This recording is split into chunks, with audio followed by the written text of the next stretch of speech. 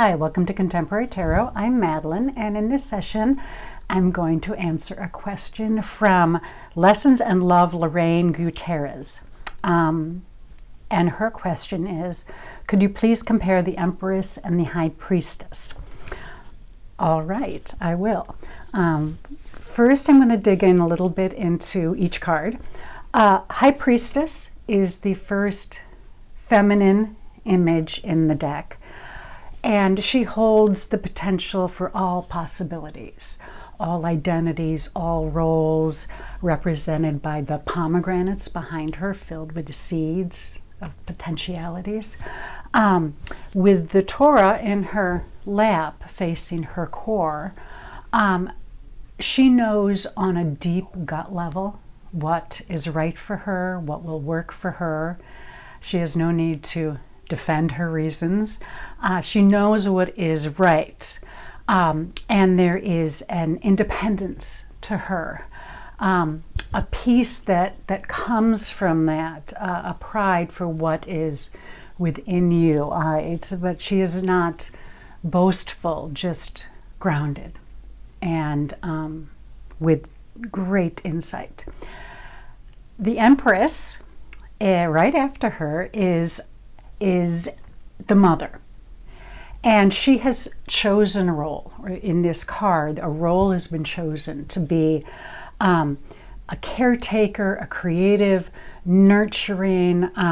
It can represent actual motherhood, but it's more about living, choosing to live a giving, growing, lush, plentiful life. Well, the High Priestess is more kind of ideals and concepts. The Empress is more pragmatic, has made a choice and is now actively engaged in that choice. The High Priestess is the first image of someone in a building in her spiritual place.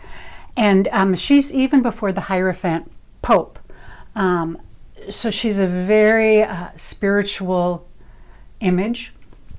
And but even in her spirituality, in her spiritual location, she exists easily between black and white, seemingly in the center of contradiction. The Empress is living in the midst of mess, of lushness, of just tremendous bounty. And so the High Priestess, you look at her crown, she has a single orb. The Empress has many. So I view this as there's sort of a difference between the self and the community. The High Priestess is the self, the independent. The Empress is taking her belief system and putting it into action, manifesting in the real world. The High Priestess is all possibilities. She could evolve into the Emperor, the Empress, the Moon, the Sun, the Chariot. The Empress has made a choice to engage in the world. And I view them as both wonderful, but the High Priestess is more independent, and the Empress is more joyfully interdependent. So they're wonderful, strong, feminine images and concepts, but manifesting differently in the world. I hope this helps, Lorraine, and I hope this helps everyone else. Thanks for visiting, submitting your questions. I invite you to subscribe, and I will see you soon. Thank you.